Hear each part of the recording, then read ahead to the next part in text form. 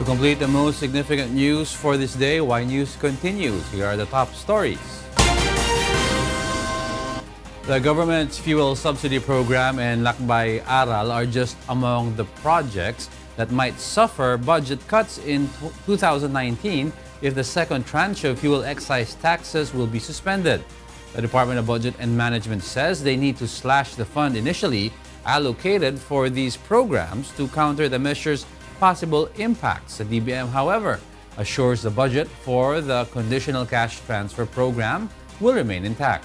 The Department of Finance has said it is looking to suspend the collection of additional taxes of 2 peso per liter in petroleum products for 3 months beginning January of 2019.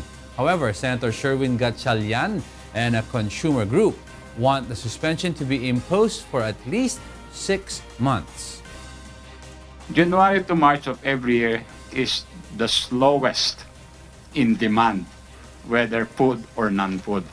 Talaga ang demand mababa.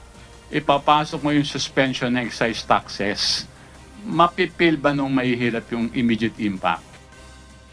We would like to request for a suspension of 6 months at least. Dahil yung first 3 months adjustment period yan eh. But the DOF says that based on its computations, the government may potentially lose more than 41 billion pesos in revenues, and more programs and services will also suffer if the suspension will last for a year. The opposition group has unveiled its official senatorial slate for the 2019 midterm elections. Under the opposition coalition formed by the Liberal Party, the senatorial slate will be comprised of Senator Bam Aquino, former Congressman Erin Tanyada, Samira Gutok, Attorney Chel Jokno, Attorney Romulo Macalintal, Congressman Gary Alejano, Lawyer Florin Hilbay, and former DILG Secretary Mar Rojas. The LP says they expect to complete their slate in the coming days, after they are done talking with other political parties and independent candidates. Buhay na buhay po ang oposisyon sa lahat na nandito ngayon na handang ipaglaban ang 8 na isasabak natin sa darating na eleksyon. The ruling party PDP Laban meanwhile remains mum about its official slate, but some have already filed their candidacy under the banner of PDP Laban, including Senator Coco Pimentel, former Special Assistant to the President Bongo, former Political Advisor Francis Tolentino, and former Bureau of Corrections Chief Ronald Bato de la Rosa. The Department of Environment and Natural Resources assures that tourists will be surprised over the changes made in Boracay Island as it reopens on Friday, October 26. The DENR says they reformed the port and removed the temporary floating pontoons along the White Beach, making Guban Jetty Port as the sole area for drop-off. Wider roads will also greet visitors along Rotonda and Bolabog, and the drainage system installed is also bigger. Hotels and resorts in Boracay were also renovated. Nakita niyo mga drainage, lumaki na hindi pwedeng butasan. Tapos madaming manhole na madaling linisin. Yung chesa na ginagawa nila, na yung kulang sa capacity nila, ngayon it's almost 5 times yung capacity nila. The agency assures the island is ready for its soft opening. However, it forewarned tourists of some inconveniences as rehabilitation efforts and road projects are not yet finished. Tourists are also advised to always check the DOT's Facebook page for the complete and updated list of compliant establishments before booking a room reservation to any hotel or resort in Boracay. The upperclassman involved in the sexual harassment issue that has gripped the Philippine National Police Academy has been revealed as a son of a high-ranking police official. In an exclusive interview with UNTV News, former PNP Academy Director Joseph Adnol also revealed that one of the victims was the son of a jail officer, although he refused to divulge their names.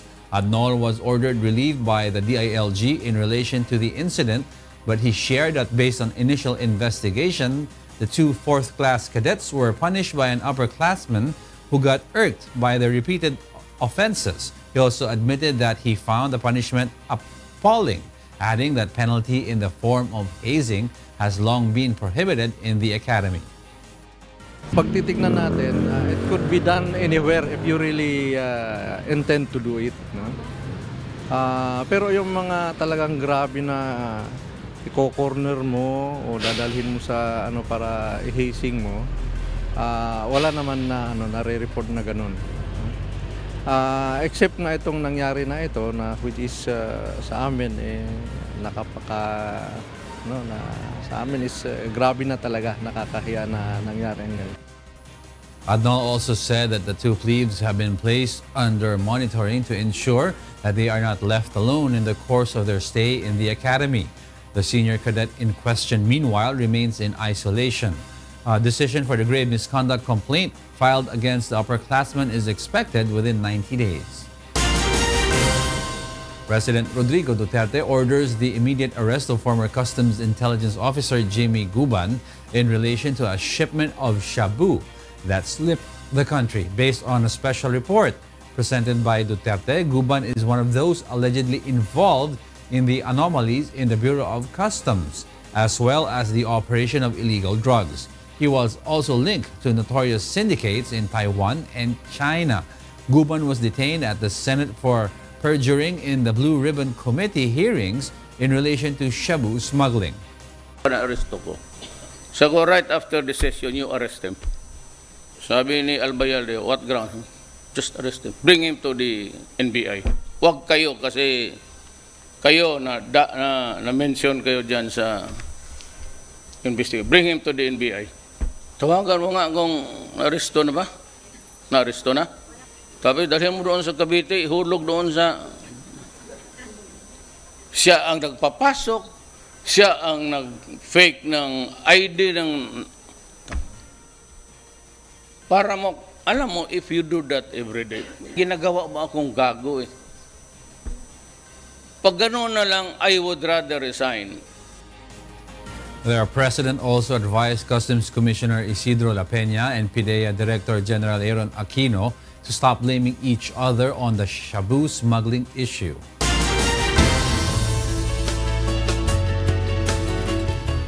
Scattered rains will continue to be experienced in parts of Mindanao. Leslie Longbowen is at the UNTV Weather Center to tell us why. Leslie, go ahead. Yes, good evening. The Intertropical Convergence Zone or ITCZ continues to affect Mindanao. Meanwhile, Pag-asa continues to monitor storm outside the Philippine area of responsibility. Typhoon Yutu was earlier located at 2,450 kilometers east of Luzon. It has maximum sustained winds of 185 kilometers per hour and gustiness of up to 225 kilometers per hour. Yutu is expected to enter Par this weekend and will be named Rosita.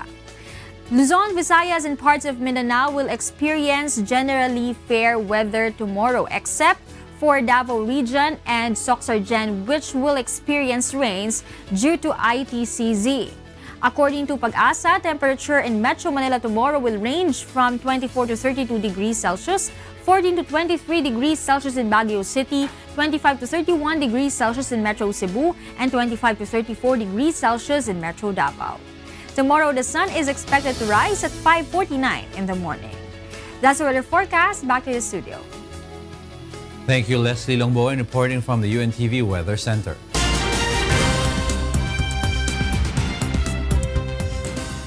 And for the news abroad, here's Stephanie C. live from Hong Kong. Stephanie, good evening. Good evening, Diego. U.S. President Donald Trump believes that militant Middle Easterners have somehow joined a migrant caravan from Mexico, but admitted to having no proof of this claim. Secretary of State Mike Pompeo, meanwhile, tells the migrants there is no chance they will successfully enter the U.S. Kat Carriedo tells us why. U.S. President Donald Trump admitted on Tuesday that even though he believed that Middle Easterners were mixed in with a migrant caravan making its way to the U.S. southern border from Mexico, he had no evidence. There's no proof of anything. There's no proof of anything, but they could very well be. Those claims by the president and some conservative activists in Washington have not been corroborated, a U.S. counterterrorism official said on Tuesday. The official, who asked not to be identified, said U.S. authorities were looking for any signs that militants had attempted to infiltrate the group but had found nothing so far. Vice President Mike Pence said in comments to reporters in Washington that Honduran President Juan Orlando Hernandez had told him that the caravan was organized by leftist organizations and financed by Venezuela. Meanwhile, the U.S. ambassador to the United Nations, Nikki Haley, posted on Twitter on Tuesday that there was a need to look at political motives behind the caravan. Neither Haley nor Pence provided evidence. Secretary of State Mike Pompeo underscored the president's hard line, telling the migrants there is no chance they will successfully enter the U.S. You will not be successful at getting into the United States illegally, no matter what. I repeat, the caravan will not cross our southern border illegally under any circumstances. If you seek to come here, go through the normal refugee process. The caravan, mostly Honduran migrants fleeing violence and poverty at home, is currently in the town of Huixtla in Chiapas State, around 50 kilometers north of the Guatemalan border and a distant 1,800 kilometers from the United States. Mexico's government said in a statement on Tuesday that it had received 1,699 requests for refugee status, including children. The government estimates there are around 4,500 people in the group. Trump has vowed to begin cutting millions of dollars in aid to Central America and called the caravan in Mexico a national emergency as he seeks to boost his Republican Party's chances in the November 6 congressional elections. Kath Carriedo, UNTV News and Rescue, USA. Security camera footage purports to show a man dressed as journalist Jamal Khashoggi leaving the consulate. The footage is superimposed with other images and captions to highlight the man's movements and his clothes. The video appears to show the man entering the Saudi Arabia consulate in Istanbul on October 2.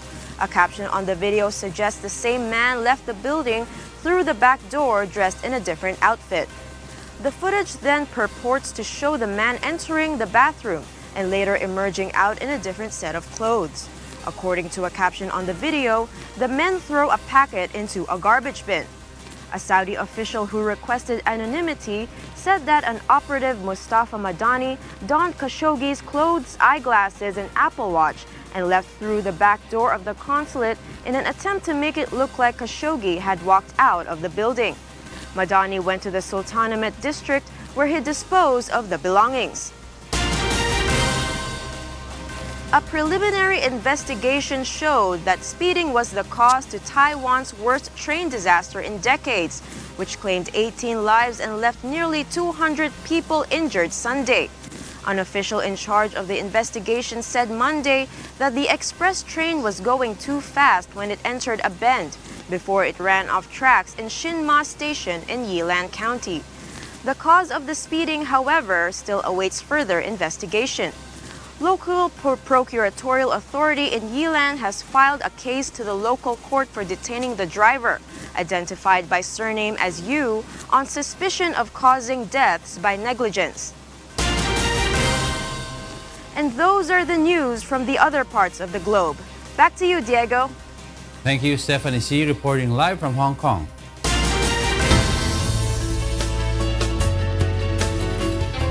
A Dutchman's dream of running a bookstore has been granted after winning a raffle in Wales. Leslie Longbowen tells us why. A man from the Netherlands won an entire independent bookstore in Cardigan, Wales after its owner raffled the shop off when he decided it was time to retire. Bookend's owner Paul Morris could have sold the shop for £30,000 or $39,000, but decided instead to raffle it off to someone who dreamed of running the store.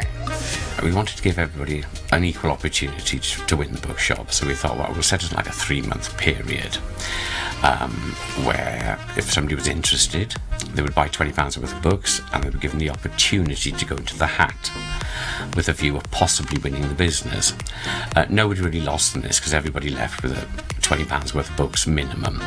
Father of two, Morris set up Bookends in 2014 after decades working in the publishing industry. But he decided to hand over ownership when he realized it was time to take an early retirement because of worsened osteoarthritis. Its new owner, Sejan van Heerden, known to friends as CJ, learned of his good fortune through a text message. Out on the farm sitting, so I was out in the middle of nowhere, and I couldn't actually receive the phone call at the time, so I just got a text message saying, "You want a bookshop? Please give me a call." And yeah, so I had to have a sit, have a coffee, and yeah, let it sink in. Van Heerden plans to run the shop with his friend Sven Bjorn from Iceland. The pair have been friends for the past 9 years after meeting on the internet, but have never actually met face-to-face. Van Heerden will take over Bookends on November 5. Lassie Lomboan, UNTV News and Rescue. And those are the reasons behind the news, October 24, 2018. On behalf of William Thio and Rheena Villamor-Camara, I'm Angelo Castro III. Because we need to know, we will always ask why. Good evening.